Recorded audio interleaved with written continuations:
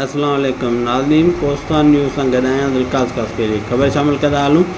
थाणो बुलाकाने जे ॾूरां ऐं पुठिते पयल इलाइक़े टिको बारे में इंसानी जी ख़िदमत कंदड़ इदारे कोसार वेलफेयर ट्रस्ट पारां हिकु रोज़ा मुफ़्त तौरु सुन्नत कैंप वॾे जोश ऐं जज़्बे सां मुनक़िद कई हुई, जंहिंमें ग़रीब ऐं मुस्तक़ ख़ानदाननि जे 76 ॿारनि जी मुफ़्त तौरु रस्म सुन्नत कई वई। कैंप जो इत्माम कोसार वेलफेयर ट्रस्ट जे बानी डॉक्टर ओडलमल जी अॻुवाणी में दीवान दोस्तनि जी माली साकार सां कयो वियो, जॾहिं त समाजी अॻुवान परवेज़ यूसुफ मेमन निगरानी जा परवेज़ सरंजाम ॾिना। PPHI सेंटर टिको बारनि में लॻायल हिन कैंप में मां डॉक्टर आशिक़ हुसैन मेमन ऐं डॉक्टर मुमताज़ हुसैन चांडियो पंहिंजी टीम सां गॾु ॿारनि जा महफ़ूज़ तरीक़े सां ऑपरेशन कया। कैंप मां टिको बारनि समेत वरपासे जे ॻोठनि वलीदास गबोल, जुंगू गबोल, अहमद ख़ान गबोल, सफरो गबोल, शाहनवाज़ गबोल, हाजी मुराद तलांगा, खान मोहम्मद ऐं ॿियनि केतिरनि ॻोठनि जे रहावासीन फ़ाइदो हासिलु कयो। उन मौक़े ते इलाइक़े जे मोज़नीन समझ शख़्सियतनि चेयरमैन अब्दुर्रहीम गबोल, आदि बख्श गबोल, मोहम्मद इस्माइल कुंवारो, बशीर अहमद गबोल, हाजी